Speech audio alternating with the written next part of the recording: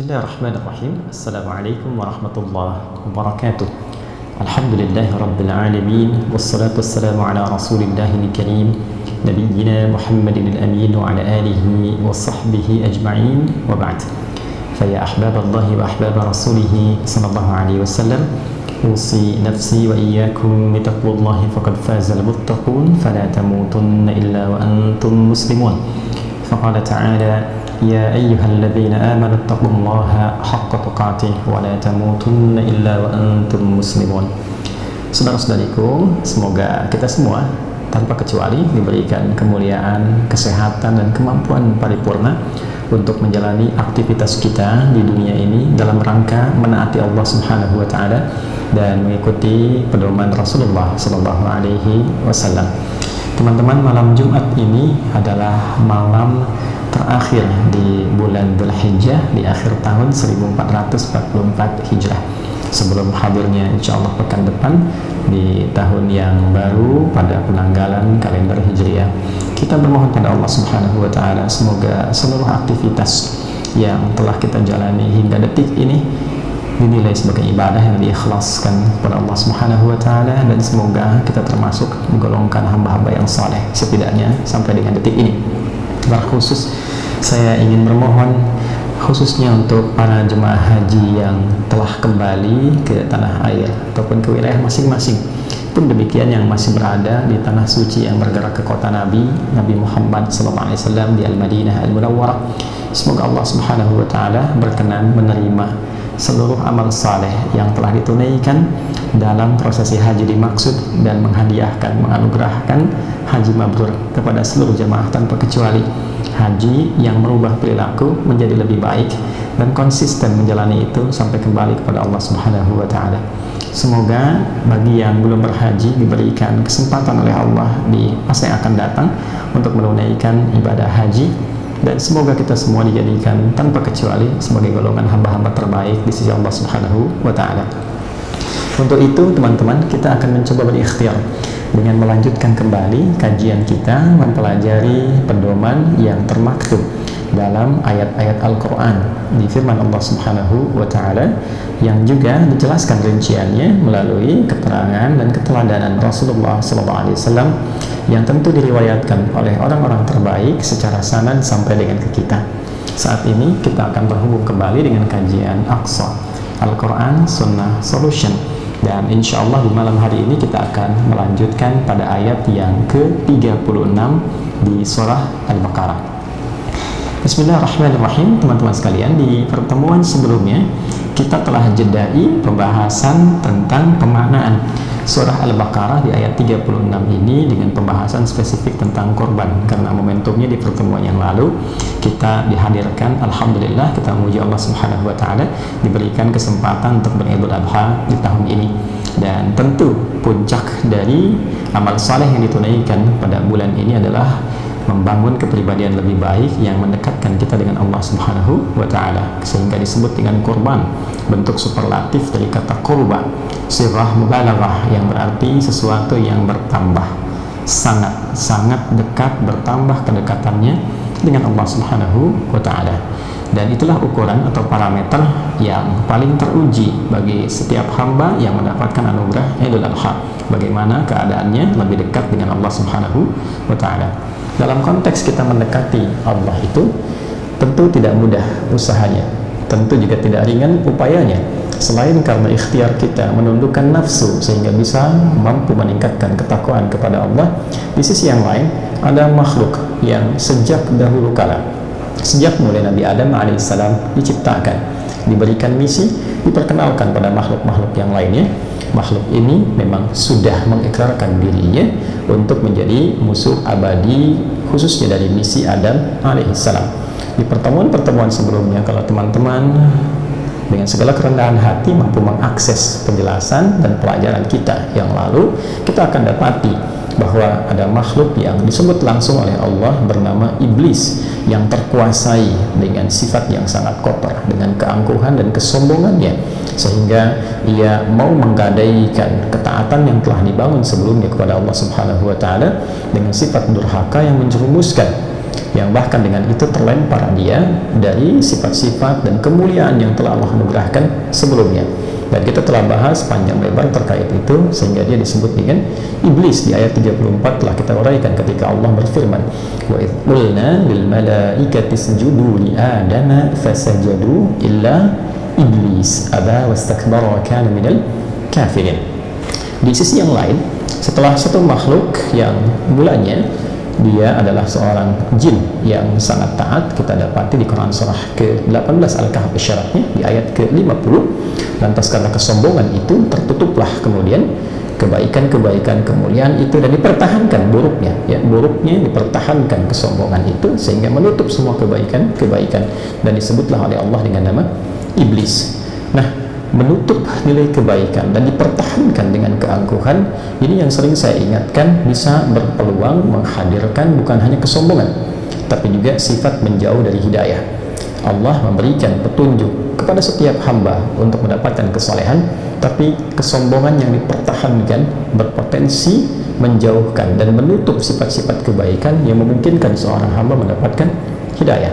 Oleh karena itu, iblis yang sejatinya sangat memahami, sangat mengetahui Allah Maha Pemaaf, Maha Pengampun, Maha Penerima taubat, tapi tidak memanfaatkan potensi kebaikan yang bisa diraih itu, namun memilih untuk menutupi segala potensi itu dengan kesombongan dan keangkuhannya, sehingga ia menolak peluang mendapatkan hidayah dan mengalihkannya untuk membuktikan kesombongan itu dengan menggoda Adam alaihissalam dan Hawa alaihassalam.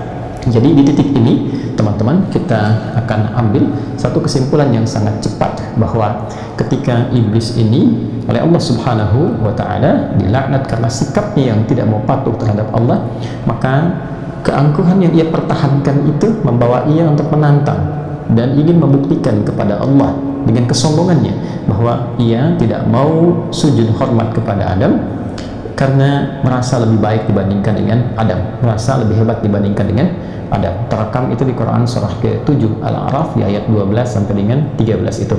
Qala ma mana'aka alla tasjuda idh amartuk qala ana khairum minhu khalaqtani min narin wa khalaqtahu min tin.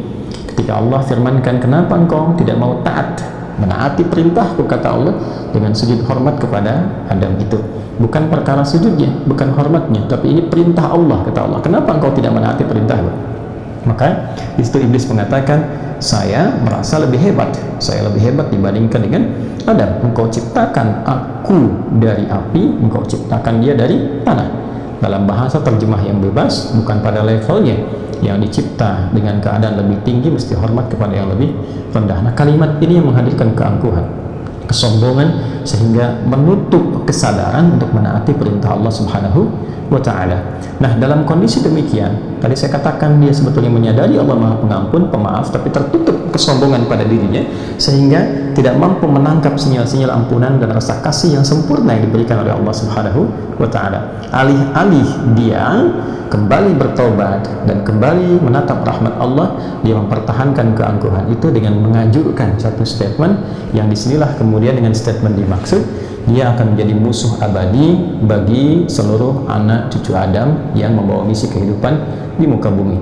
Statement inilah yang menjadikan dia berubah dari yang sekedar iblis untuk dirinya sendiri menjadi sosok lain yang dengan penamaan ini dia menularkan semua jenis keburukannya dan menggoda seluruh anak cucu Adam untuk bergeser dari misi utamanya, sehingga dia berharap dengan itu mendapatkan perhatian dan pembuktian serta pembenaran dari Allah bahwa memang dia merasa yang paling hebat. Maka saat itulah kemudian Allah merubah namanya dari sekedar iblis buruk untuk pribadi menjadi syaitan. Ini yang kita kemudian akan dapati di ayat ke-36. Mari kita baca sejenak untuk mendapatkan keberkahan di ayat ini. Selanjutnya kita akan coba menggali detil dari makna syarah penjelasan yang terkait dengan ayat dimaksud. A'udzubillahi minasyaitonir rajim. Bismillahirrahmanirrahim. Fa'azallahuma asy-syaitanu 'anha fa'akhrajahuma mimma kana fihi wa qulna ihbitu ba'dukum li ba'din 'adu wa lakum fil ardi mustaqarrun wa mata'un ila hin. Silahkan teman-teman bisa diakses di ayat 36 di surah yang kedua, surah Al-Baqarah. Saya masih bersama tafsir Tanwirul Miqbas ini ya, min tafsiri Ibn Abbas radhiyallahu taala anhuma, karena yang lain nanti kita bisa gunakan di dalam detail penjelasan. Kita akan coba ambil dari sini, dari berbagai referensi tafsir yang otoritatif. Saya tampilkan yang ini dulu, sebab ini termasuk tafsir yang paling awal yang dinisbatkan kepada begawan tafsir dari kalangan sahabat, yaitu Ibnu Abbas radhiyallahu taala anhuma, yang mendapatkan pengukuhan dari Nabi sallallahu alaihi wasallam sebagai terjemahan Al-Qur'an. Baik, bismillahirrahmanirrahim. Fa'azallahuma asyaitanu anha. Kita lihat di sini ya. Fa'azallahuma ay fastazallahuma. Ya, maka menggelincirkan kepada Adam dan Hawa itu asyaitanu, syaitan. Di sini sangat baik sekali teman-teman sekalian dari penjelasan menggunakan formulasi bahasa Arabnya.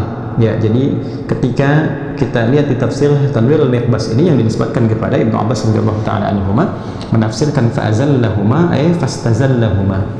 Jadi ada azalla, ada istazalla, itu berbeda.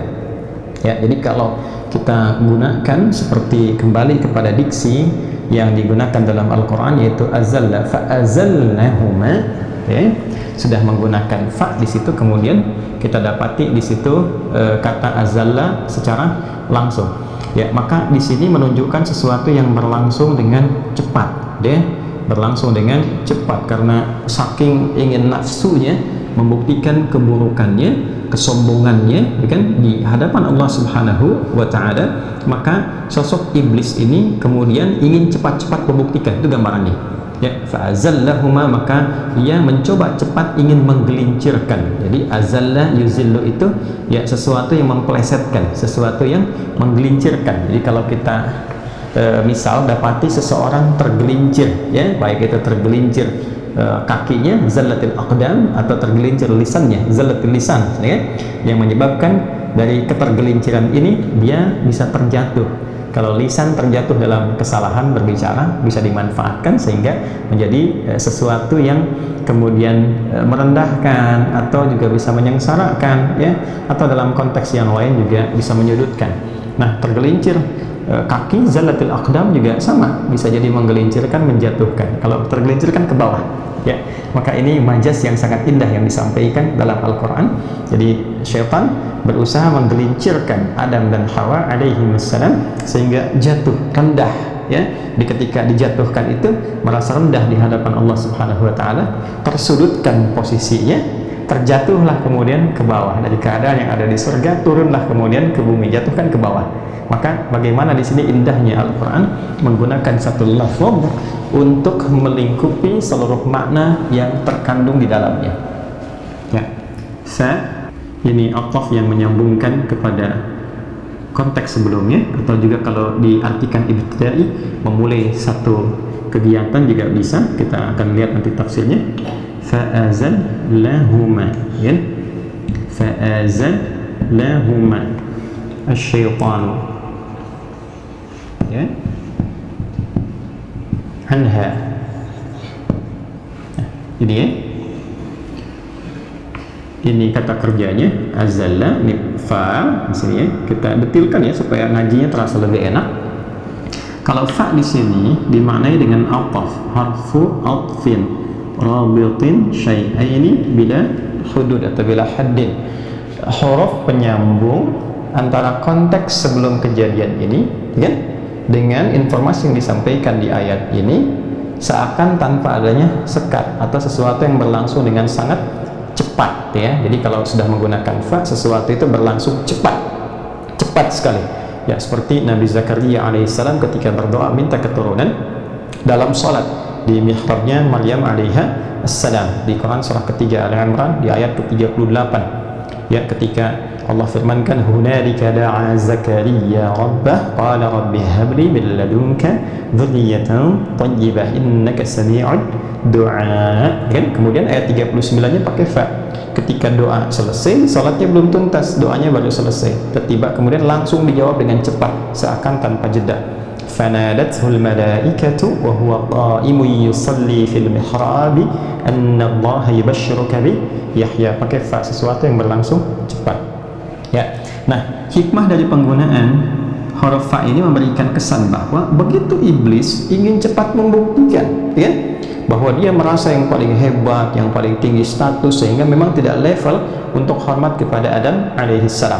Ya, padahal Allah sudah menegur bahwa poinnya bukan karena hormat ke Adamnya, poinnya adalah perintah Allah. Hanya karena ia diliputi oleh kesombongan, maka seakan dibutakan oleh keangkuhan itu, sehingga tak mampu menatap rahmat Allah Subhanahu wa ta'ala, apa yang Allah sudah tegaskan. Ini yang sangat berbahaya, ini sangat hati-hati. Saya akan highlight dulu di poin ini sebelum kita detilkan pada penjelasan berikutnya, supaya teman-teman dan kita semua begitu ingat. Hal yang pertama nanti akan diwariskan oleh iblis dari penyakit buruknya itu adalah membangun rasa yang sama. Bagaimana mewariskan sebuah sifat kesombongan sehingga menutup pintu dan peluang taubat bagi setiap anak cucu Adam ketika berbuat salah. Itu mesti hati-hati, ya, mesti hati-hati, karena kalau seseorang sudah diliputi keangkuhan yang diwariskan oleh iblis, itu berpotensi menutup pintu hidayah yang sesungguhnya Allah telah bentangkan. Itu yang menjadikan tidak mudah untuk diberi penjelasan, ya, diberikan penjelasan menentang, ya kan? Bukan hanya masuk telinga kanan tapi langsung ditutup, ya, tutup seakan gak mau mendengar, seakan merasa benar sendiri. Itu yang sangat berbahaya, ya. Kembali ke sini, ini hikmahnya kenapa menggunakan fa. Kalau ini dipahami sebagai harful ibtida, huruf untuk memulai sesuatu, ya, harful ibtida, ya, huruf untuk menunjukkan dimulainya sesuatu, ya, maka ini pun masih berkorelasi. Jadi begitu ia divonis oleh Allah Subhanahu wa ta'ala menjadi sosok yang kontroversial, yang sangat angkuh, yang sangat sombong, terusir dari rahmat Allah Subhanahu wa ta'ala, dan ia berkata, saya lebih hebat dibandingkan dengan Adam, seperti tadi yang telah kita dapati di Quran surah ke-7 ayat ke-12 sampai dengan 13. Maka dia ingin membuktikan keangkuhannya itu dan bersegera ingin memulai. Ini ibtidah itu kan memulai, ya, bersegera ingin memulai, membuktikan apa yang ia rasakan itu. Maka apa yang kemudian ia lakukan? Dia tidak harus menunggu kemudian tugasnya Adam dimulai di muka bumi. Seperti di ayat ke-30 itu Allah deklarasikan dan viralkan kepada semua makhluk yang telah tercipta. Wa idh qala rabbuka lil malaikati inni ja'ilun fil ardi khalifah. Tugasnya kan fil ardi, seperti yang pernah kita bahas di pertemuan berikutnya. Tugas Adam alaihissalam dan seluruh keturunannya adalah di bumi, memakmurkan, membangun, menjaga, saling menggantikan. Nah, iblis ini tidak ingin menunggu sampai dengan keadaan di bumi, tapi ingin segera cepat membuktikan, sehingga ketika Adam dan Hawa pun sedang ditempatkan oleh Allah Subhanahu wa ta'ala untuk mengenal keadaan, mengenal perintah, mengenal larangan, mengenal kenikmatan yang mungkin didapatkan, menikmati apa yang disajikan di surga sementara tempat berlatih itu, maka dia ingin cepat membuktikan sejak berada di tempat training itu, di surga sementara itu. Maka dengan itulah kemudian di sini menggunakan isyarat huruf fa untuk memberikan kesan bahwa dia ingin segera memulai, ya kan? Dia ingin cepat membuktikan dengan konteks sebelumnya. Maka disinilah digunakan kemudian oleh Al-Quran kata azalla. Fa azalla, Allah Subhanahu wa ta'ala berfirman fa azalla, ya, sesuatu yang cepat, ya. Jadi ini fi'ilnya, ya, fi'il madhinya, kemudian huma di sini maf'ulun bihnya sebagai objeknya, ya, huma menunjuk kepada Adam dan Hawa alaihi wassalam, ya, Hawa. Nah, pelakunya, ya, yang menggelincirkan ini asyaitan, ini fa'ilnya, ya kan? Kemudian tempatnya ini keterangannya anha anil jannah, dari surga. Ini garis besarnya. Nah, sekarang kita kaji satu-satu. Azalla, ya kan? Azalla yuzillu, menggelincirkan. Tadi telah saya sampaikan sebagai pembuka di depan, menggelincirkan, ya. Tadi saya katakan sesuatu yang tergelincir konotasinya seringkali dibawa pada aspek negatif, yang terjatuh, tersudutkan, terpojokkan, tertuduh dan sebagainya, ya kan? Ya, di dalam peribahasa sering dikatakan kan, terpelesetnya lisan, tergelincirnya lisan lebih berbahaya dibandingkan tergelincirnya kaki. Kaki saja tergelincir jatuh sakit, ya, jatuh ke bawah sakit. Tergelincir lisan bisa terpojokkan, tersudutkan, tertuduh dan sebagainya. Maka betapa indahnya Al-Quran ketika menggunakan kata ini memberikan kesan bahwa motivasi yang dihadirkan oleh iblis itu betapa jahatnya. Dia ingin segera menjadikan Adam itu tergelincir sehingga tersudutkan, Dia ingin berkata, benarkan ya Allah, saya akan hebat, saya akan lebih tinggi dari Adam dan sebagainya. Ya, dan dia menyadari di saat yang bersamaan sesungguhnya Allah Maha Agung, Maha Kuasa, Maha Mengetahui. Cuma karena sombong, ini bahayanya. Ya, motivasinya ingin menyudutkan Adam alaihissalam dan Hawa alaihissalam, kan, menjadikan keduanya terpojok, tertuduh, tergelincir, jatuh dan sebagainya. Pun juga dengan anak keturunannya seperti kita semua sampai detik ini saat misi itu dimulai oleh siapapun. Jadi mesti hati-hati ya, nanti kita akan lihat ya. Nah, di sini teman-teman sekalian, Ibnu Abbas radhiyallahu taala anhuma memberikan penafsiran azalla ini dengan istazalla, ya. Fastazallahuma istazalla, ya kan? Dari kata azalla menunjukkan sesuatu yang cepat, ya, menggunakan bentuk ista. Ista. Jadi beda di sini dengan af'ala dengan istaf'ala. Bentuk ista ini biasanya menunjukkan kepada satu motivasi yang diinginkan dalam bentuk permintaan misalnya, atau sesuatu yang memang diharapkan, ya, sesuatu yang diharapkan, diinginkan untuk mendapatkan itu. Contoh misalnya ghafara, ghain, fa dan ra itu adalah ampunan, ya. Kemudian kita ingin robah ghafara, mengampuni, ya, kemudian al-ghufru, ghufranun, ampunan, menjadi ingin kita dapatkan ampunan itu, ingin minta ampun, memohon ampunan, maka robah kalimatnya dengan ditambahkan ista di depannya. Jadi kalau kata dasarnya itu ghain, fa dan ra dan ditambahkan ista, ya kan, hamzah wasal, kemudian sin dan ta, gitu ya, maka digabungkan ini ke sini menjadi istaghfara. Istighfar, meminta ampun, menginginkan satu ampunan, ya kan? Sifatnya nanti disebut dengan istighfar, ya kan? Istighfar, yastaghfiru istighfaran, ya kan? Istighfar. Tuh. Di formulasi ista menunjukkan sesuatu yang diinginkan, diminta, dimohonkan, ya kan? Ahsana yuhsinu, memperbaiki, ya kan? Baik, kalau kita ganti istahsana yastahsinu, ya, menginginkan satu kebaikan, mencoba untuk menjadi lebih baik. Ini formulasi ista. Kalau kita terapkan ke sini istazalla, ya kan, menginginkan satu ketergelinciran. Jadi bukan sekedar ingin cepat menggelincirkan Adam, tapi memang iblis ini la'natullahu alaihi memang punya motivasi yang kuat menginginkan, ya, bukan sekedar menggelincirkan, tapi memang menginginkan ketergelinciran itu terjadi pada Adam dan Hawa dan seluruh keturunannya. Jadi ini sempurnalah menunjukkan sifat buruk yang melekat kepada makhluk laknatullahu alaihi itu, ya. Nah, hati-hati ya. Saya ingin kebawahkan saja iblisnya, ya. Jadi jangan taruh di atas. Nih.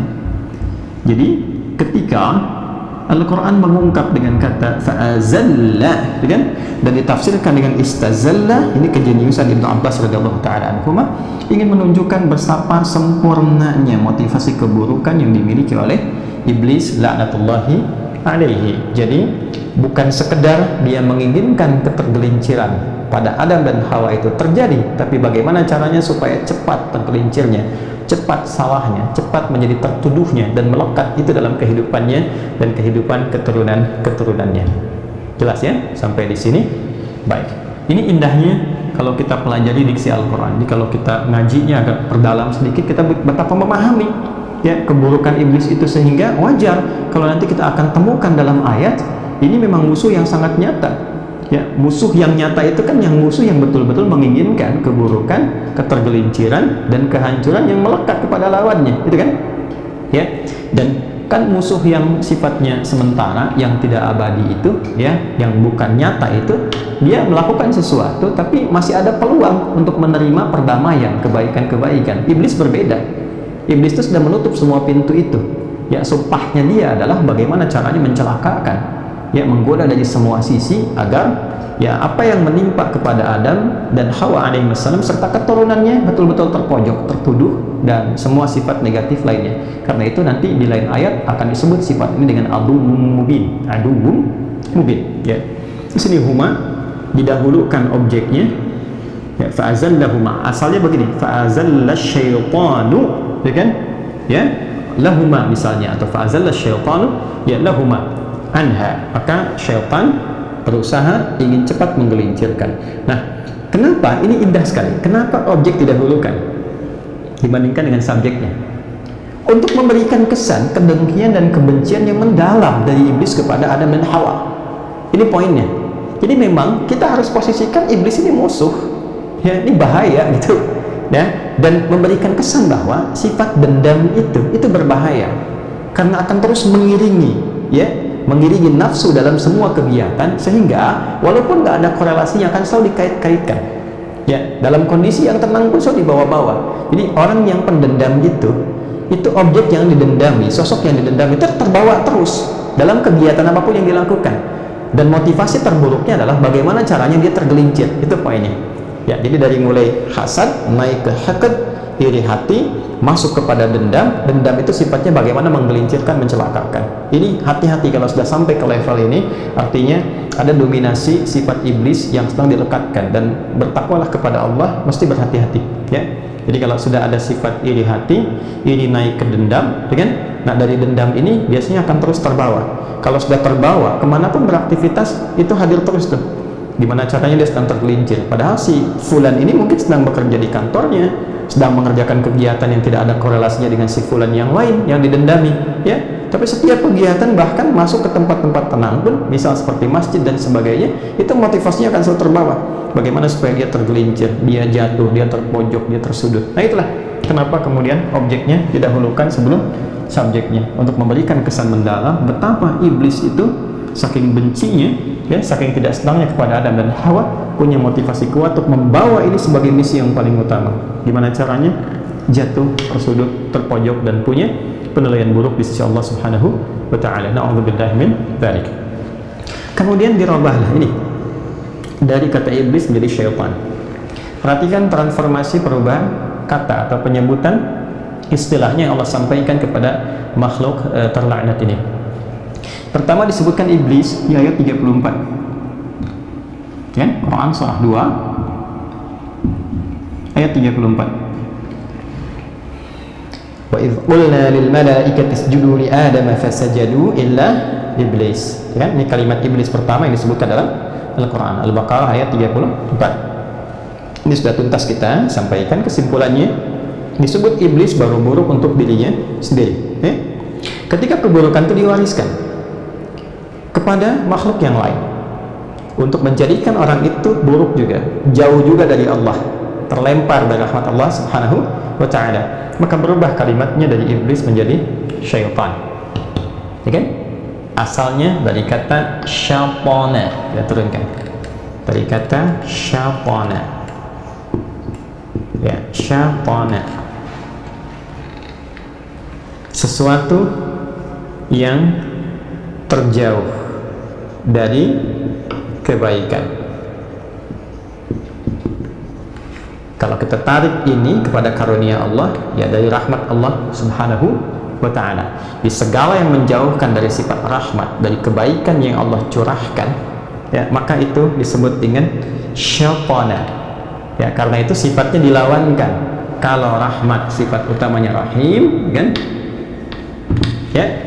Kalau ini disebut dengan rajim, tuh, rajim, ya. Sehingga seringkali ketika kita berdoa dan diajarkan dalam Al-Quran, kan, a'udzubillahi minasyaitonir rajim, ya kan? Sedangkan Allah bismillahirrahmanirrahim, Allah memberikan rahmat, setan menghadirkan laknat, sehingga segala yang dia kerjakan itu akan berpotensi menjadikan seorang hamba terjauh dari rahmat Allah Subhanahu wa ta'ala, terlempar, terjauh. Nah, jika pekerjaan ini melekat, ya, kepada subjeknya, pelakunya, maka berubah dari kata syaitana menjadi syaitan. Jelas, ya? Ya, ini pekerjaannya. Jika melekat kepada, ya kan, subjek pelaku dari pekerjaan ini, maka berubah menjadi syaitan, ya kan? Apapun bentuknya. Jadi segala hal yang menjauhkan dari rahmat Allah, dari kebaikan, dari nilai ketaatan kepada Allah, itu bisa disifati dengan syaitan. Ya, baik itu dari kalangan jin, seperti iblis dari kalangan jin, ya kan? Ataupun boleh jadi dari kalangan manusia yang diresapi was-was iblis ini, ya kan? melekat kepada dirinya sehingga tanpa sadar dia menjadi agen-agen dari iblis. Ya, misal manusia mengajak supaya orang lain tidak taat kepada Allah, meninggalkan salat, itu kan, mencemooh, melaknat, mencela, kemudian juga mengerjakan perbuatan buruk yang luar biasa jahatnya, membunuh, merampok, berzina dan sebagainya. Nah, itu juga dimasukkan dalam kalangan ini syaitan, ya, dari kalangan ins, syayatinal ins wal jin, ya kan, atau dijamakan jin jadi jinnah, kemudian ins jadi nas, minal jinnati wan nas alladzi yuwaswisu fi sudurin nas minal jinnati wan nas. Ini poinnya, jelas ya? Baik, jadi saya ingin gambarkan bahwa ketika Allah Subhanahu wa ta'ala merubah katanya menjadi syaitan, ingin menegaskan dua hal, bahwa satu, iblis ini sudah berupaya memulai tugasnya dengan misi utama bagaimana menjauhkan ini Adam dan Hawa alaihimussalam dari segala bentuk rahmat Allah Subhanahu wa ta'ala, petunjuk-petunjuk yang menjadikan mereka menjadi nyaman membawa misi kehidupan itu. Gimana caranya? Kalau sedang beribadah, ibadahnya nggak nyaman. Gimana caranya? Kalau sedang bekerja, bekerjanya jauh dari bimbingan Allah sehingga nggak ingat Allah. Kalau nggak ingat Allah kan sudah nggak ada kontrol, kan, mau korupsi, mau mencuri, mau merampok, mau berzina, mau macam-macam. Itu fungsi utamanya. Bagaimana kemudian dideklarasikan oleh dirinya untuk bisa menjauhkan segala yang terkait dengan misi Adam dan Hawa ini jauh dari rahmat dan petunjuk Allah Subhanahu wa ta'ala.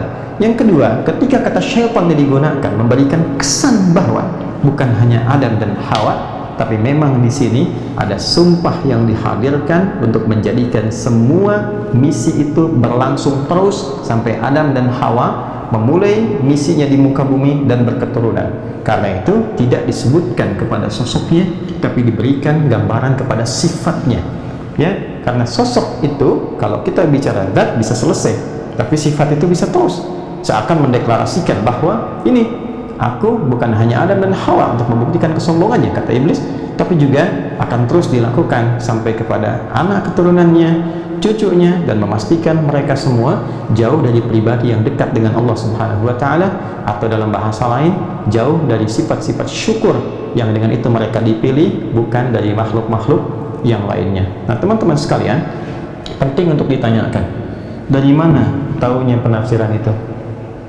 Seperti apa kita bisa mengetahui detail dari gerak langkah iblis ini sehingga kita bisa belajar, oh ini cara menghindarinya, oh ini cara kemudian kita menghindari dari berbagai tipu daya yang dirancang oleh iblis ini melalui sifat syaitannya sehingga bisa mengalihkan pada nilai-nilai kebaikan. Langkah preventif apa yang bisa kita hadirkan untuk bisa menangkal itu semua dan mengarahkan pada semua nilai-nilai kebaikan?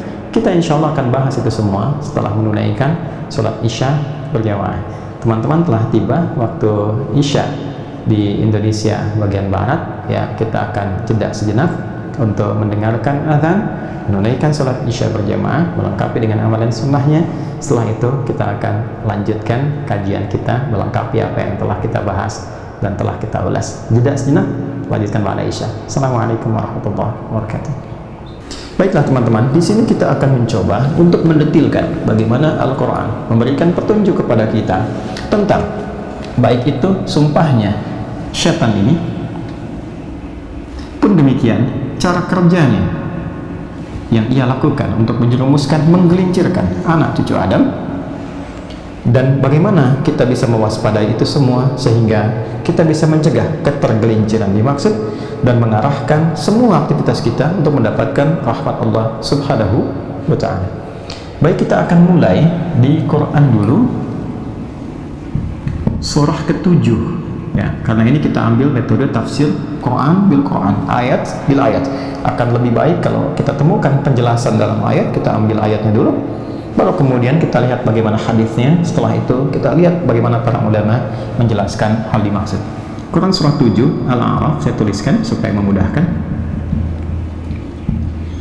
di ayat yang ke-16 sampai dengan 17. Ya, coba teman-teman yang belum membuka mushaf bisa dihubungkan ke mushafnya atau paling minimal mungkin bisa gadget di handphonenya yang bisa mengakses secara langsung. Kalau sedang digunakan untuk streaming, coba dilihat di mushafnya. Saya selalu mengingatkan di kajian kita diupayakan ada mushaf sehingga terasa kenikmatan mengkajinya, ya. Coba di halaman 152 paling kiri, ya, agak ke tengah, halaman 152, ya. Yuk kita lihat, ada? Ya, saya juga buka nanti supaya kita ada ketersambungan yang sama, ya. Qala fabima aghwaytani la'aq'udanna lahum siratal mustaqim. Ada? Baik, ya. Yuk kita lihat, ya. Sudah, ya. Surah ke-7 Al-A'raf. Nah, ini pas, ya. 7 Al-A'raf ayat 16 sampai 17, halaman 152, betul, ya. Qala fabima aghwaytani la'aq'udanna lahum siratal mustaqim. Ya, qala, maka syaitan itu berkata, bima aghwaytani, karena engkau telah menghukumi aku tersesat. Nah, ini jahatnya. Saya katakan tadi di awal, jika memang keangkuhan, kesombongan itu sudah menyelimuti keadaan satu makhluk, ya. Saya tidak katakan seseorang, tapi satu makhluk, bahkan kalangan jin sekalipun, jangankan manusia, jin sekalipun, jika tertutupi oleh sifat kesombongan itu, maka potensi untuk mendapatkan pencerahan yang mengembalikan pada kebaikan, untuk mendapatkan hidayah yang menggugurkan semua potensi buruk untuk menjadi baik, itu akan menjadi sulit didapati, ya, karena celah-celah mendapatkan pencerahan, kebaikan, hidayah itu tertutup oleh kesombongan tadi. Karena itu sepintar-pintar, sejeniusnya iblis itu kan kalau dalam bahasa Yunani itu diabolis, kan, ya. Diabolis itu artinya yang pintar keblinger, gitu, ya. Jadi yang punya sifat kepintaran di atas rata-rata, ya, tapi karena tertutup oleh keburukan tadi, sehingga potensi kepintaran itu tidak bisa digunakan untuk membaca kebaikan. Itu bisa terjadi, ya. Alih-alih kepintaran digunakan untuk yang baik, tapi diarahkan kepada yang buruk ketika potensi baik itu tertutup, ya. Karena itu baik itu lebih penting dibandingkan dengan berilmu. Itu poinnya, ya. Sehingga ketika yang berilmu itu baik, maka ilmunya akan digunakan kepada segala yang maslahat, ya. Tapi semakin putar kebaikannya tidak ada, itu damage-nya, ya, menghancurkannya lebih banyak. Jadi kalau pencuri yang pintar itu pasti ngambilnya, korupsinya lebih banyak dibandingkan dengan pencuri yang kurang pintar, ya. Nah, akan lebih bagus kalau pintar dan baik. Jadi jangan bandingkan, misalnya pilih mana, pintar nggak baik atau bodoh baik, ya, maka pilihlah yang pintar dan baik, ya. Nah, kembali ke sini. Karena engkau telah menghukumi aku sesat, ya Allah, itu kan menghukumi aku ini terjauh dari rahmatmu. Fabima aghwaytani, ya, ghawa itu kan sesuatu yang melampaui, ya, sesuatu yang lewat dari batas, gitu, ya, sesuatu yang tidak biasa. Aghwa itu menghukumi sesuatu yang telah melampaui batas, ya, sesuatu yang kelewatan, gitu kan. Ya Allah, engkau telah menghukumi aku kelewatan, ya, aku tersesat, aku bersikap yang kurang bagus, gitu kan. Nah, tertutup dia oleh keburukan tadi, la'aq'udanna lahum siratal mustaqim. Karena itu aku putuskan, ya, aku ingin buktikan, ya, kehebatanku itu, kata syaitan, ya, keangkuhannya dia ingin buktikan dengan apa? La'aq'udanna lahum siratal mustaqim. Aku akan cegah mereka untuk mendapatkan jalan petunjukmu yang benar, ya, jalan petunjukmu yang lurus. Ya, ini yang menjadikan kita setiap waktu memohon kepada Allah dijauhkan dari syaitan supaya konsisten pada petunjuk yang benar itu. Makanya kita baca tuh sehari 17 kali, ihdinas siratal mustaqim, ihdinas siratal mustaqim, ihdinas siratal mustaqim. Ya, apa di antara faidah itu? Supaya Allah berikan kita kekuatan untuk melawan bisikan-bisikan setan. Itu di antara faidahnya. Jadi kalau Anda bertanya kenapa kita membaca, ya, ihdinas siratal mustaqim, ihdinas siratal mustaqim 17 kali dalam sehari, ya, dan di setiap waktu, setiap pergantian waktu, dari mulai subuh, kemudian ke zuhur, siang, masuk ke asar, sore, maghrib menjelang malam, ke isya, kita minta sama Allah, ya Allah, ya, berikan aku kekuatan, tunjukkan kepada kami, ya Allah, petunjukmu yang lurus, petunjukmu yang benar, ya, untuk minta kekuatan supaya ditanamkan dalam jiwa kita. Nanti saya akan bahas apa kaitannya dengan keadaan jiwa, karena syaitan itu akan menanamkan pada jiwa, memberikan bisikan, yang ini lebih bagus, ya, jangan ambil yang ini yang lebih ideal, dan sebagainya. Sehingga alih-alih misalnya seorang hamba menunaikan sholat, dia bisa tinggalkan sholatnya untuk mengejar sesuatu yang tidak penting, ya. Kan ada sekarang orang mengejar untuk dapatkan satu peluang pekerjaan dan tega meninggalkan Jumatnya hanya untuk menjaga, ya, toko tertentu misalnya, atau jualan tertentu misalnya, yang dia pun tahu sebetulnya rezekinya di tangan Allah. Ya, aneh memang orangnya. Dia sudah paham rezeki di tangan Allah, Allah yang memberikan rezeki kepadanya, tapi dia mengerjakan perbuatan yang menjauh dari Allah. dan tidak disenangi oleh Allah Subhanahu wa ta'ala. Itu bagian dari godaan, itu ditanamkan kepada jiwa. Makanya orang-orang yang sering sholat terkoneksi dengan Allah Subhanahu wa ta'ala, ya kan? Dia mengoneksikan diri untuk menyembah Allah, sujud kepada Allah Subhanahu wa ta'ala, dan berkata kemudian dalam berdirinya ihdinas siratal mustaqim, itu diberi kemantapan dalam jiwanya. Nanti saya akan terangkan ya bagian itu pada hal yang terpisah, diberi kemantapan. Sinyalnya gampang, begitu nanti ada bisikan pada keburukan, hatinya pasti akan mencegah. Ini sinyal baiknya, jangan lakukan ini nggak bagus, jangan lakukan itu, kok akan celaka, kok akan begini. Itu kemantapan yang dimaksudkan. Nah, di sisi lain, syaitan ya telah bersumpah, dia berkata, la'aq'udanna lahum siratakal mustaqim. Ya, itu bahasanya menggunakan kata la'aq'udanna, itu sudah menggunakan tekan kemudian diisi dengan nun taukid tsaqilah lagi. Ya, nun taukid tsaqilah, menggunakan nun, ya nunnya lagi yang versi tinggi untuk menunjukkan kesungguhan. Yaitu dalam bahasa Arab itu kalau orang sudah tidak mampu mengerjakan sesuatu karena kelemahannya, yaitu sudah dikatakan dengan taqa'ud, huwa mutaqa'id, dia sudah purna, sudah selesai karena keadaan fisiknya sudah tidak memungkinkan mengerjakan pekerjaan yang seperti ini lagi, ya. Nah, kalau kita ingin melemahkan sesuatu sehingga tidak mampu mengerjakan tugas yang akan dilakukan dan dia menjadi betul-betul lemah, itu menggunakan diksi yang disebutkan dalam Al-Quran ini, ya, la'aq'udanna, itu la-nya menunjukkan kesungguhan, ditambah lagi keseriusan pakai nun taukid, itu tsaqilah di situ, ya, dan itu menunjukkan tekad yang sangat serius. Aku betul-betul akan melemahkan, itu kata syaitan, ya, dan ini tampilkan di Al-Quran untuk memberikan informasi kepada kita supaya kita kenal, gitu. Ini kalau Allah sudah sampaikan, tegaskan, gak sadar juga manusianya, dengan cara apa lagi dihambat untuk berbuat salah. Jadi ini menunjukkan bahwa Allah menginginkan hamba itu jadi soleh, karena itu diinformasikan. Ya, syaitan berkata, diinformasikan di sini, syaitan berkata, aku akan serius bersungguh-sungguh melemahkan setiap potensi manusia untuk mengikuti petunjuk Allah yang benar. La'aq'udanna lahum siratakal mustaqim. Jadi syaitan pun menyadari, mengakui petunjuk Allah ini benar. Semua yang bersumber dari Allah itu pasti baik, dan itu syaitan sendiri mengakui. Ya, karena itu jangan diikuti ya provokasi-provokasi setan ini, karena dia pun mengakui semua yang bersumber dari Allah itu benar. Artinya kalau Allah memerintahkan itu yang terbaik, kalau Allah melarang di situ ada bahaya, kan? Jangan korupsi, jangan mencuri, ada bahaya di situ. Jangan menipu, jangan berdusta, ada bahaya. Jangan membunuh, jangan berzina, ada bahaya di situ. Jangan riba, ada bahaya di situ. Kan? Syaitan itu mengakui, cuman karena kesombongan dia gengsi mau ambil. Ya, karena keduluan oleh Adam, dia nggak mau tuh, gengsi dia pada kondisi itu. Itu sebabnya yang menjadikan dia memilih untuk memprovokasi hamba, melemahkan supaya nggak paham. Ya, jangan mencuri, diberikan gambaran-gambaran seakan untuk dengan mencuri itu jadi lebih nikmat, jadi lebih banyak, jadi lebih elit, jadi lebih luar biasa, pengaruhnya hebat, harta dapat datang dengan cara yang cepat, banyak lagi, sehingga semua dianggankan, digambarkan, lupa dengan petunjuk. Itu yang dimaksud la'aq'udanna lahum. Ya, saya kelihatannya lebih enak. Jangan zina, tetap aja ada yang zina. Karena digambarkan gitu. Tahu dalam hati kecilnya, tahu mencuri itu salah, korupsi itu salah, zina itu salah. Tapi kenapa mesti dilakukan? Ini problemnya. Karena nggak kenal dengan cara kerja syaitan ini. Nggak kenal. Ya, jangan riba, masih riba. Ya kan? Jangan zina, masih zina. Tiap hari berita kelihatan ini selingkuh dengan ini zina, ini begini, ini begitu. Ya kan? Jangan korupsi, tiap hari kita lihat berita, ini pencurian, ini penipuan, ini korupsi sekian, ini begini, masih terjadi. Kenapa? Boleh jadi karena kurang dekat dengan Allah. Ini, ya kan? Bahasa gampangnya kurang ibadah, kurang sholat, jarang baca dengan benar ihdinas siratal mustaqim. Sholatnya nggak khusyuk, kelihatan kayak yang sholat, tapi nggak khusyuk, nggak fokus dalam sholatnya. Sholat pun karena ada motivasi tertentu saja. Nah, ini problem, itu juga ada dalam Quran. Ada orang yang sholat itu karena motivasi tertentu, karena ria, pencitraan, karena ngejar sesuatu, disebut dengan celaka. Kasihan, fawailul lil musallin alladzina hum an salatihim sahun alladzina hum yura'un. Ada lagi sifat nifaq, munafik, kelihatan, ingin cepat-cepat, ingin buru-buru, karena tuntutan tertentu saja. Motivasi sholat pun karena ingin mengejar dunia.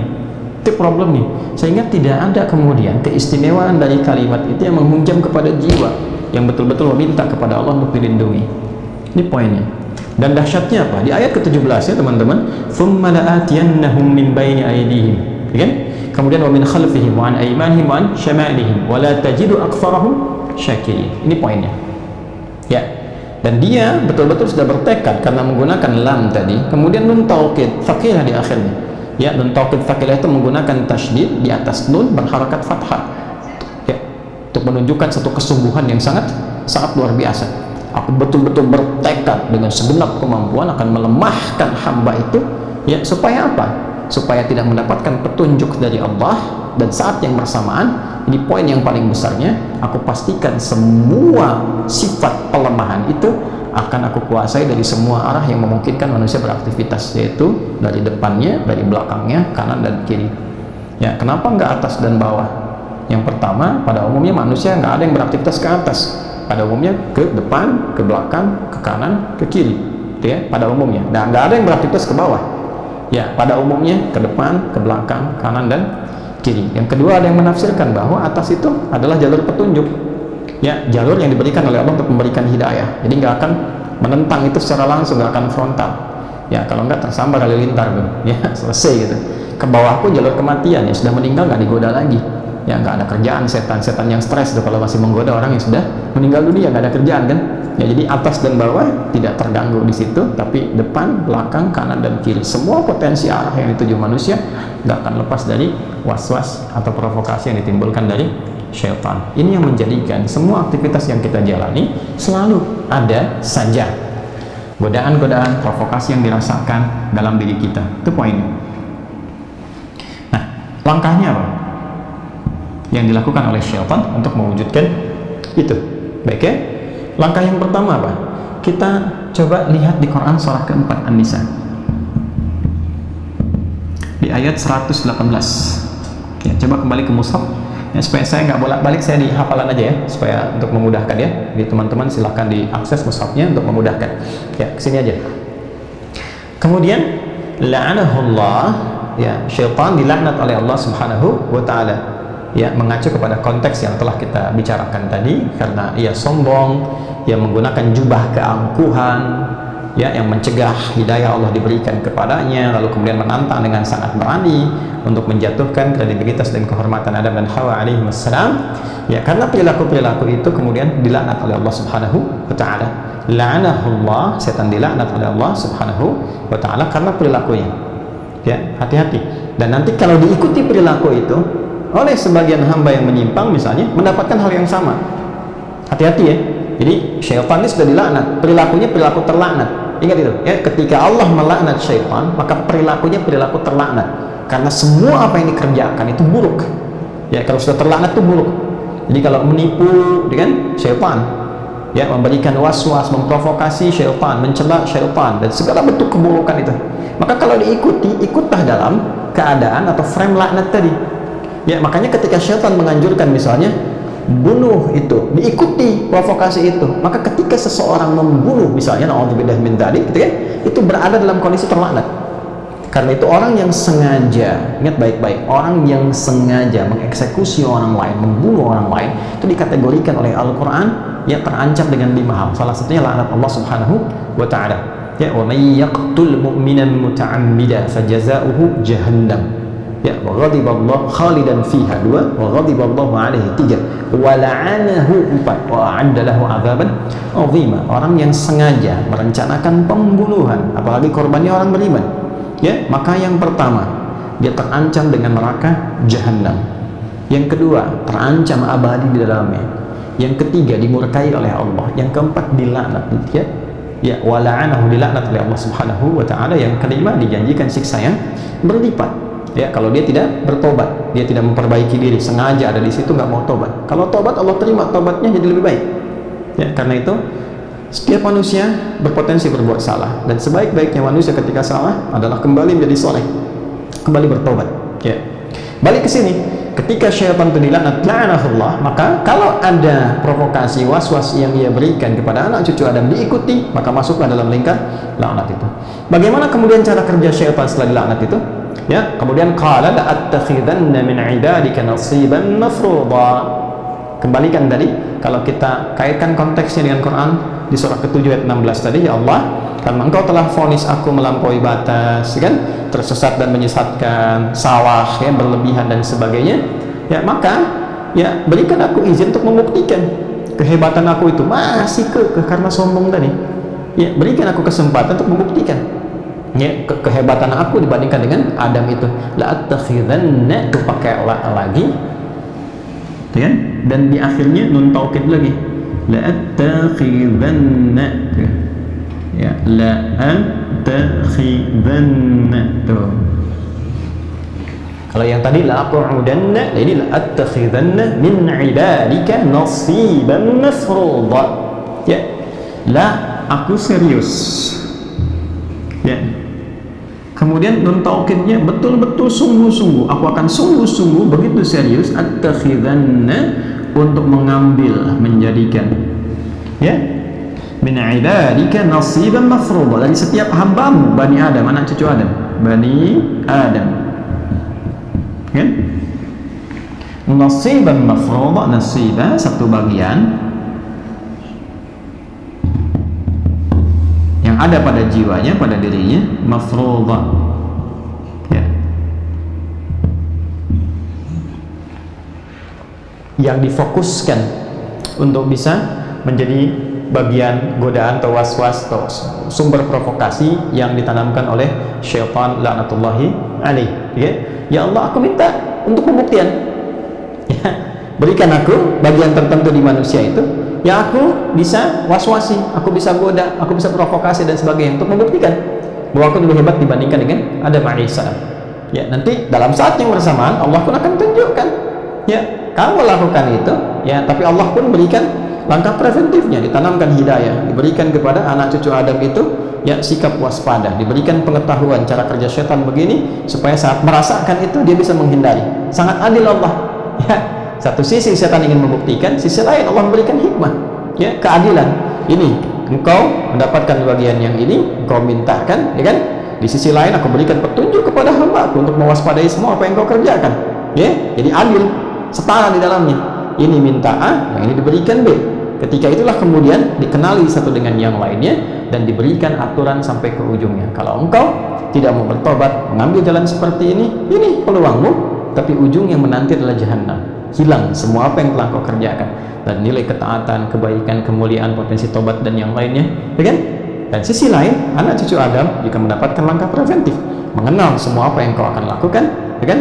Mendapatkan semua bagian-bagian untuk mengetahui pedoman, dan dengan itu, dengan keadilan Allah Subhanahu wa taala, diberikan kepada mereka juga jalan.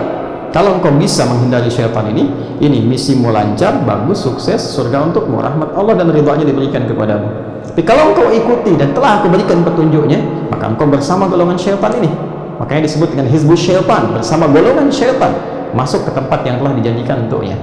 Itu poinnya, sangat adil apa yang Allah sampaikan kepada setiap hambanya, terutama di sini terkait dengan anak cucu Adam. Nah, nasiban mafruḍa ini, teman-teman sekalian, ada bagian tertentu dalam diri manusia, ya, yang itu jalurnya syaitan untuk menggoda. Ada jalur dalam diri manusia itu, ya, yang menjadi jalur syaitan untuk menggoda. Apa bagiannya? Apa bagiannya? Nah, ini yang coba kita akan sedikit kupas, teman-teman. Kita naikkan ke sini aja ya, supaya tidak menghapus bagian ini. Ya, tolong diingat apa yang telah kita bahas.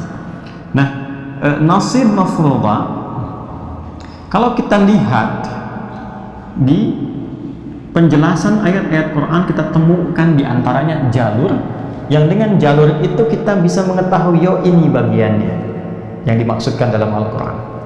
Baik, kita ambil jalur terluar dulu, teman-teman sekalian. Ya, ini. Kemudian dari sini masuk ke agak dalam sini. Dari sini kemudian saya bulatkan, oke, seperti ini.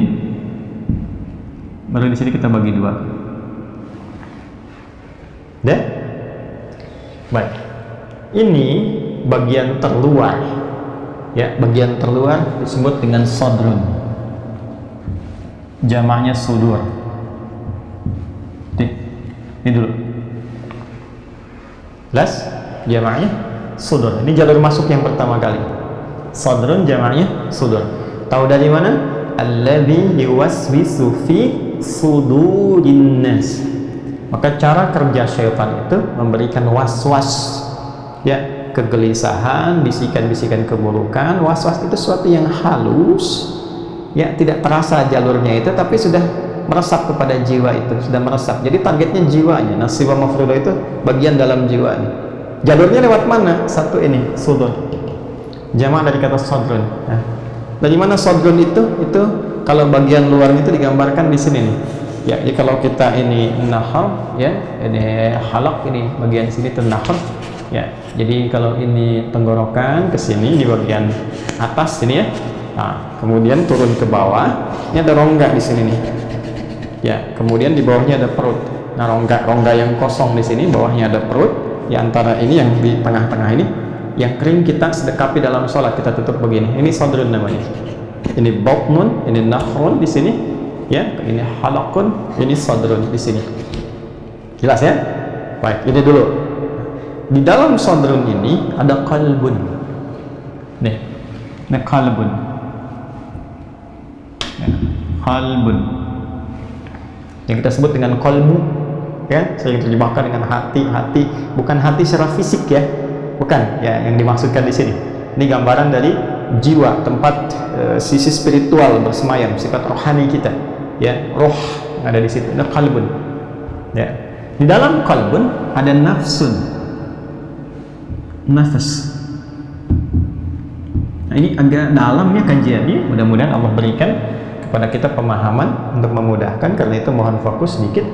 Jadi di sini ada qalbun, di dalamnya lagi ada nafsun. Nafas itulah jiwa kehidupan kita.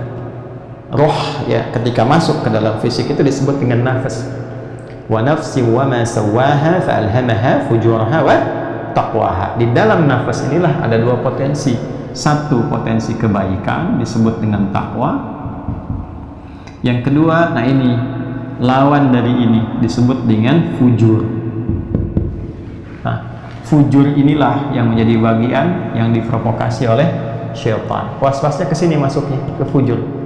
Wa nafsin wa ma sawaha fa alhamaha fujuraha wa taqwaha. Jadi takwa ini akumulasi, kumpulan dari semua sifat-sifat kebaikan. Jujur, sabar, ya kan? Rendah hati, semua ada di sini, sifat-sifat baik.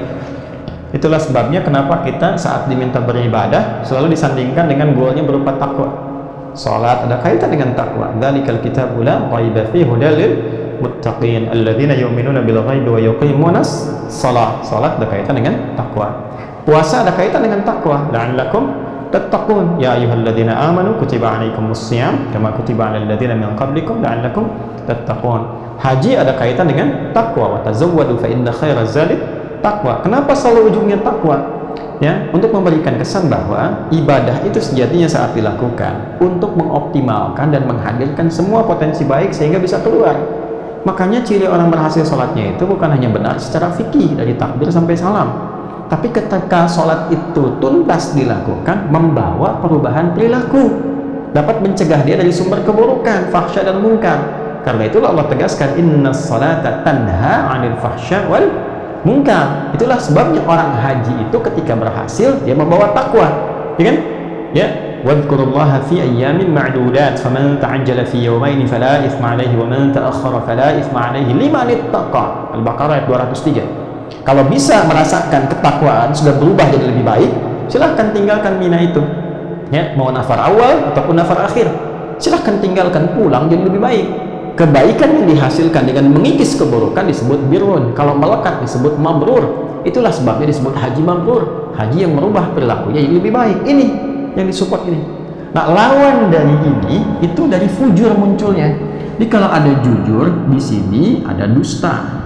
Kalau ada sabar, di sini ada amarah, ya kan? Kalau ada rendah hati, di sini ada sombong. Demikian selanjutnya. Ini lawannya. Tuh. Tolong fokus betul ya, saya akan lambatkan sedikit. Takwa ini implementasinya itu semua pancarannya sifat-sifat kebaikan, karakter moral yang baik. Ini punya lawan, ini difujur namanya. Jujur, ada dusta yang difujurnya, sabar, di sini ada amarah, demikian seterusnya.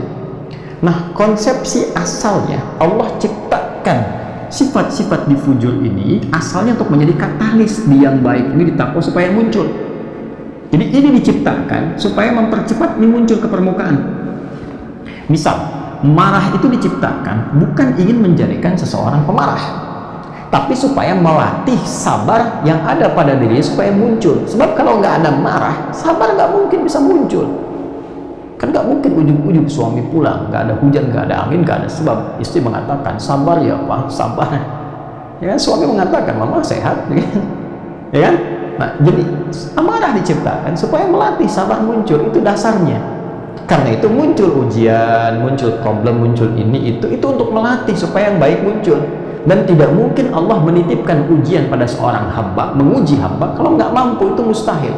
La yukallifullahu nafsan illa usaha. Jadi ketika diuji dengan satu ujian itu, satu dia mampu mengatasi, yang kedua apa? Supaya mengangkat sifat baik ini supaya naik ke permukaan, sehingga mampu mengatasi setiap tantangan yang muncul di masa depan. Itu poinnya. Nah, syaitan ingin memotong jalur ini. Alih-alih ini bisa menjadi katalis bagi sifat baik, mempercepat kebaikan muncul, dipotong jalurnya. Bukan mensupport ke sini, fujur ke takwa mensupport, tapi diambil jalur sendiri ke sini ke atas. Ya, jadi dari sini di nafas. Ini kan dua nih, ini takwa, ya. Yang ini fujur. Alih-alih ini mensupport ke takwa, diambil jalur pribadi, jalur sendiri ke sini. Nafas ke kolbu, kolbu ke sodrun ke sini, sehingga keluarlah ini menjadi mandiri. Bukan menjadi katalis, tapi memerintahkan langsung kepada kalbu, langsung ke sadri untuk bertindak sendiri. Sehingga yang keluar dari fujur ini otomatis yang buruk-buruknya semua diperintahkan, nafsunya memberi perintah. Ketika keluar yang buruk ini, dan sumbernya dari nafas ini, keluar sifat buruk, ke kalbu diperintahkan, kalbu ke sadrun kemudian diperintahkan keluar perilaku. Mata yang tadinya menatap harusnya baik jadi melotot, lisan berkata yang kotor, telinga mendengar yang salah, sampai ke kaki berfungsi pada tempat, melangkah pada tempat yang keliru, yang salah. Maka sesuatu yang berwujud salah terjadi disebut su namanya. Ya, saat itulah nafas akan memerintahkan, ketika dikuasai oleh fujur, memerintahkan kepada su. Nah, ini yang menjadikan nafas ketika bertemu dengan su sering disingkat dengan nafsu. Gampangnya begitu. Ya, nafas. Ya. Jadi nafsu itu asalnya nafasnya netral, tapi ketika memerintahkan pada keburukan sering disebut dengan nafsu. Kenapa? Karena keluarnya su. Apakah Ustaz mengarang-arang? Tidak. Kan kita lagi bahas Quran. Ngajinya perdalam. Buka Quran surah 12 ayat 53. Ya, paling kiri sebelah atas tuh. Surah Yusuf, surah ke-12 ayat 53. Sudah? Wa ma ubarri'u nafsi. Ya, jelas? Coba ada nggak ayatnya? Cek dulu ya. Wa ma ubarri'u nafsi. Innan nafsa nih la'ammaratun bisu. Ada artinya? Wa ma ubarri'u nafsi, di lisan Nabi Yusuf alaihissalam, aku tidak bisa memvonis diri sebagai manusia yang suci. Ya, karena itu di ayat lain nanti dikatakan, ya, fala tuzakku anfusakum. Jangan merasa diri sebagai orang suci yang nggak mungkin berbuat salah, mustahil. Nabi dan Rasul pun disifati dengan maksum, dijaga dari salah. Manusia biasa mustahil. Pasti berpotensi apa? Bisa berbuat salah karena ada bisikan-bisikan syaitan di sini. Ya, kapan manusia bisa salah itu? Ketika syaitannya itu diakomodasi, diterima tuh. Maka nafsu yang harusnya mengarahkan kepada nilai takwa, nafasnya ya memerintahkan dengan jiwa-jiwa takwa, yang diambil petunjuknya ya bukan yang baik, tapi provokasi setannya dan jiwa fujurnya. Ini yang jadi bahaya. Innan nafsa la'ammaratun bisu. Maka sungguh di dalam nafas itu bisa berpotensi ada yang terus memerintahkan, la'ammaratu terus memerintahkan, ya, bisu menuju kepada keburukan. Nah, apa yang memerintahkan kepada su di sini? Ini fujur. Kapan memerintahkan? Harusnya kan ini menjadi katalis buat takwa. Kapan dia memerintahkan pada keburukan?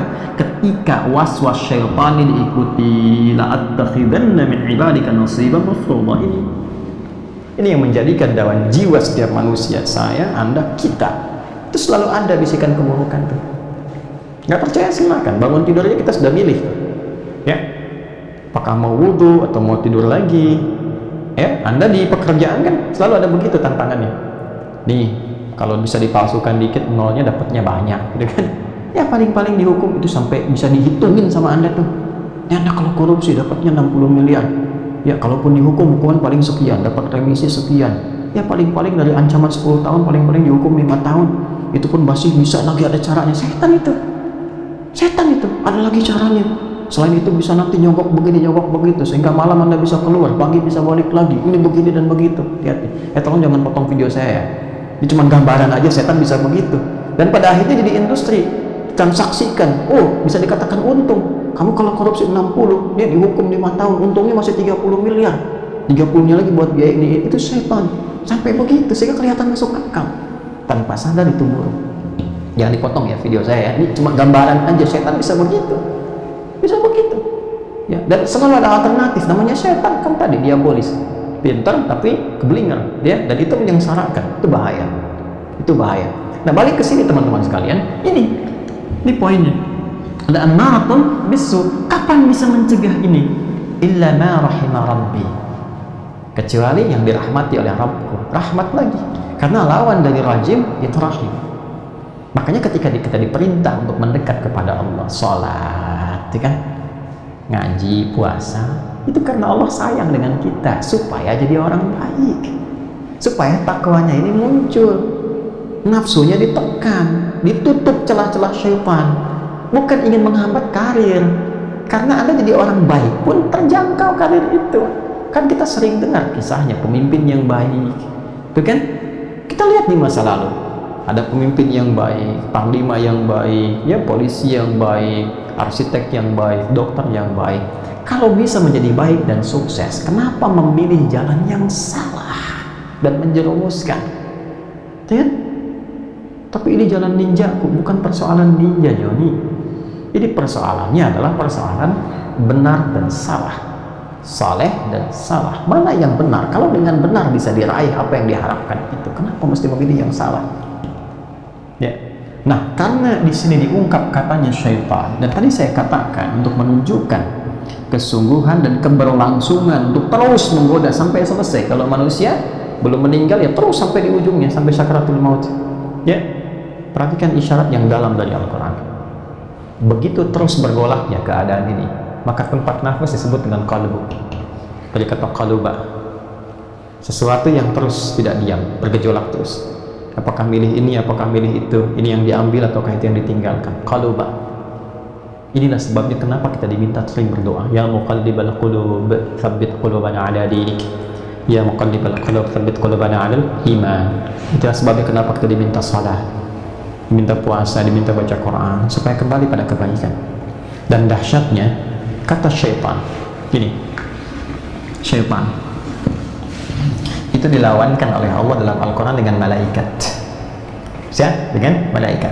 Jadi kalau takwa itu lawannya fujur, ya, takwa di sini lawannya fujur. Yang memberikan petunjuk kepada sifat takwa supaya mencegah bisikan syaitan itu malaikat. Malaikat. Makanya kata Nabi, istafti qalbak, kalau kamu sedang bingung, tanya kata hatimu yang paling dalam. Di situ ada petunjuk. Kalau seseorang belum pernah berbuat salah, dia akan terjerumus pada kesalahan, hatinya pasti akan mengecam dan mengingatkan dengan keras dari awal. Ya, jangan lakukan, itu resikonya tinggi, itu salah. Ada orang baru keluar masjid kan, mau memakai sendal yang salah, hatinya akan mengatakan jangan lakukan, itu beresiko, itu bukan punya kamu. Nah, ini malaikat yang ditugaskan adalah memberikan petunjuk kepada hati, berikan masukan, berikan petunjuk. Sisi lain, sini ada syaitan. Gak apa-apa kalau ketahuan ya bilang aja, gak tahu, mirip-mirip punya saya gitu kan, sebagai itu syaitan. Dan dahsyatnya malaikat di Quran disebutkan 88 kali, syaitan disebutkan 88 kali, memberikan kesan bahwa syaitan tidak diam. Ya, syaitan tidak diam, terus lakukan pergolakan sampai bahkan kita akan wafat. Sisi lain, Allah pun menunjukkan Allah sayang dengan kita. Latifun bi'ibadih, Allahu Akbar, lembut, sayang terhadap hambanya. Karena itu malaikat ditugasin, jangan sampai ada yang kena dengan syaitan, kasih petunjuk, kasih kebaikan. Cuma Allah kan harus adil kan, adil dengan komitmen awal yang telah dibangun. Maka dijelaskan ini petunjuknya, cara menghindarinya, ini ikuti yang baiknya, dijauhi yang buruknya, jelaskan semuanya. Dan fattakhidhu aduwa, ya, posisikan syaitan itu betul-betul sebagai musuh, karena memang dia mendeklarasi sebagai musuh. Ini gambarannya teman-teman sekalian. Jadi ayat 36 itu kelihatannya seperti sederhana, tapi dalam sekali maksudnya. Fa'azallahuma syaitanu anha fa'akhrajahuma mimma kana fi. Maka orang-orang diajarkan oleh Allah Subhanahu wa taala melalui kisah Adam alaihissalam ya, dan istrinya Hawa. Jadi saya katakan alaihima untuk Adam dan Hawa. Bagaimana keduanya ditunjukkan oleh Allah. Nih kalau terkena ini seperti ini resikonya. Diizinkan untuk diketahui supaya ada hikmah berikutnya. Ya. Baik, supaya kita bisa belajar. Oh, begini cara menghindarinya, begini cara kembalinya dan sebagainya. Tapi bukan itu poin yang paling penting untuk kita posisikan saat ini. Anha. Ini poinnya. Anha anil jannah. Jannah itu gambaran dari kemuliaan, kebaikan, kenikmatan, gitu kan? Orang-orang yang mengikuti syaitan ketika terpeleset oleh godaannya, maka dia akan terhindar dari kenikmatan yang hakiki, kebaikan, kemuliaan. Karena itu orang yang terjebak dalam keburukan itu pada hakikatnya sedang gelisah. Ya, dia menjaga diri supaya nggak ketahuan, kadang sembunyi, kadang begini, kadang begitu, supaya hidupnya nggak aman sebetulnya, ya nggak tenang sebetulnya. Maka kita diberikan pengingat oleh Allah, kalau memang ingin ada dalam suasana ketenangan, kebaikan, kenikmatan yang hakiki, kan sejatinya jauhi bisikan-bisikannya, kenali itu semua. Setelah itu apa? Ikuti jalur kebaikan, bersabar menjalani sampai menemukan keindahan yang sejati saat kembali kepada Allah Subhanahu wa ta'ala. Ya, jangan sampai terjadi seperti apa yang pernah terjadi kepada Adam dan Hawa saat ditunjukkan, ya, fa akhrajahuma mimma kana fi wa qulna bitu ba'dukum li ba'din aduwwun wa lakum fil ardi mustaqarrun wa mata'un ila hin. Maka Allah dengan kejadian yang menimpa Adam dan Hawa untuk pembuktian syaitan tadi, bahwa syaitan punya komitmen begini begitu, dibuktikan, maka diperkenalkan oleh Allah, ini loh godaannya seperti ini loh cara menggelincirkannya begini. Dengan sudah semuanya itu dijalani, maka dimulailah tugas di bumi, karena Allah sudah memberikan pengetahuan secara sempurna. Ini tugas kamu, lakukan perintah, larangannya ini, musuhnya ini sudah nyata, ini musuhnya, cara kerjanya begini. Maka viralkan ini semua kepada anak cucumu, sampaikan kepada mereka supaya mereka mendapatkan langkah antisipasi sejak awal. Itu yang menjadikan pembahasan berikutnya. Kita akan ketahui kenapa Adam diizinkan tergoda dan Hawa, kenapa kemudian setan seolah-olah berhasil saat berada di tempat trainingnya Adam alaihissalam dan Hawa alaihissalam, untuk menunjukkan satu hikmah yang sangat besar. Selain menunjukkan kasih Allah yang membedakan antara manusia dengan setan. Jadi kalau kita ingin bedakan manusia dengan setan, itu bedanya di mana? Setan kan salah, kan? Manusia juga bisa berbuat salah. Nah, saat ada kesalahan yang diperbuat oleh manusia itu, apa perbedaannya dengan setan? Di titik mana kemudian Allah memberikan rahmat? Itu insya Allah kita akan dapati di pertemuan berikutnya saat kita masuki ayat yang ke-37. Termasuk nanti insya Allah saat kita masuk kepada satu inti pembahasan, kita akan temukan juga pembahasan detail tentang jenis-jenis setan yang pokok. Nanti harus kenal ada setan apa saja tuh, ya. Nah, kalau kita kenali, kita paham, oh ini di rumah, oh setannya ini, gitu kan. Jadi kita kenali nih caranya begini menggoda, di kantor begini, di pasar seperti itu, paham kita tuh, di masjid begini. Jadi ngerti, setelah paham posisinya, kita tahu cara mendudukannya. Itu poin yang sangat penting untuk kita belajar supaya tetap dalam rahmat Allah Subhanahu wa ta'ala. Teman-teman, izin menyampaikan informasi yang pertama, bahwa alhamdulillah seperti mungkin telah dilihat dari berbagai tayangan, kita menyampaikan progres seputar pembangunan pesantren. Diharapkan di bulan depan kita sudah mulai menyempurnakan bangunan, ya, kemudian di bulan yang ke-9, ya 2 bulan lagi kita sudah mulai mengisi dengan interior dan sebagainya, sehingga bulan ke-10 sudah mulai bisa digunakan. Ada percepatan yang khususnya sekarang kita mulai bertahap di asrama dulu. Ada 3 asrama yang sedang kita sempurnakan. Mungkin tadi di sesi jeda kita informasikan pada teman-teman semuanya, ya, insya Allah bagi teman-teman yang berpeluang ingin berwakaf, ya, insya Allah bisa membantu percepatan dari asrama dimaksud. Dan ini ibadah, ya, saya tidak memiliki sedikit, jadi bukan donasi, ini peluang ibadah yang kami fasilitasi supaya ada saham ibadah kita di situ yang diteruskan pengelolaannya oleh orang-orang generasi kemudian. Dan ini memang dikhususkan untuk mendidik para ulama saja. Insya Allah ada 3 asrama secara sekaligus yang kita bangun. Saya coba kalkulasikan kalau kita ada jamaah, ya, baik di subscriber ataupun juga followers atau yang lainnya, 10% aja ngambil dari itu semua. Nah, ada 400.000. Kalau teman-teman bisa berwakaf, kita ambil 10.000 saja misalnya, insya Allah itu bisa menyelesaikan 3 pembangunan asrama ini dengan cepat, dan insya Allah juga diisikan, sehingga di bulan ke-10 kita sudah mulai pemanasan dengan menempati itu dari kelas-kelas mira dulu, dari undangan, sebelum nanti oleh santri calon-calon ulama yang mengisinya, ya. Jadi kita bisa bikin sesi-sesi khusus yang spesial dari kelas-kelas yang sering kali saya sampaikan ke teman-teman. Ya, kita insya Allah di bulan ke-10 kita mulai itu menggunakan fasilitas pesantren yang kita bangun bersama. Mudah-mudahan Allah ridhai itu semuanya.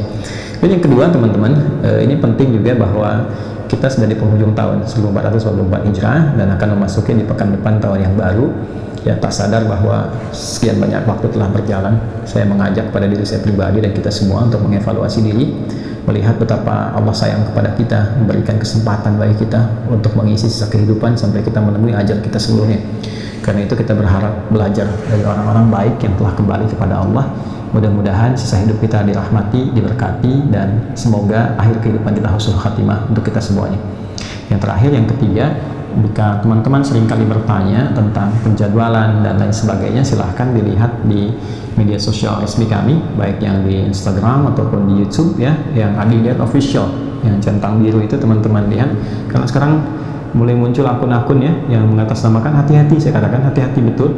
Ya, saya perhatikan ada juga yang mengatasnamakan manajemen untuk dakwah, untuk panggilan ini itu, hati-hati betul. Saya mendapatkan laporan dari staf, bahkan ada yang berani mengambil nama kami ya untuk meminta sesuatu, baik DP atau macam-macam. Demi Allah saya katakan, saya tidak pernah mengisi meminta apapun, apalagi naudzubillah tarif dan sebagainya, tidak pernah. Gampang saja kalau ada orang mengatasnamakan kami manajemen minta ini itu pasti bukan, langsung aja hubungi nomor di akhir center ya untuk disampaikan. Jadi semoga Allah rahmati kita, tapi sekalian saya doakan semoga Allah rahmati negeri kita, berikan petunjuk pada para pemimpin kita sehingga mudah menunaikan tugas, diringankan dalam hisab. Doakan para ulama kita sehingga dirahmati oleh Allah, ikhlas dalam berdakwah, mampu mencerahkan dan menjaga umat, mengarahkan pada persatuan yang membangun kepada semuanya. Terima kasih untuk perhatiannya di malam ini. Semoga Allah rahmati kita semua. Maafkan saya yang belum mampu membimbing sebaik yang mungkin teman-teman harapkan. Allahumma taqabbal minna innaka antas sami'ul 'alim wa tub 'alaina innaka antat tawwabur rahim. Allahumma inna na'udzubika minasy syaithanir rajim. Ati anfusana taqwaha wa zakkiha anta khairu man zakkaha anta waliyuha maulaha. Wa sallallahu 'ala nabiyyina Muhammad wa 'ala alihi wa sahbihi ajma'in. Wa akhiru da'wana subhanakallahumma wa bihamdika nashhadu an la ilaha illa anta nastaghfiruka wa natubu ilaik. Walhamdulillahi rabbil alamin. Assalamualaikum warahmatullahi wabarakatuh.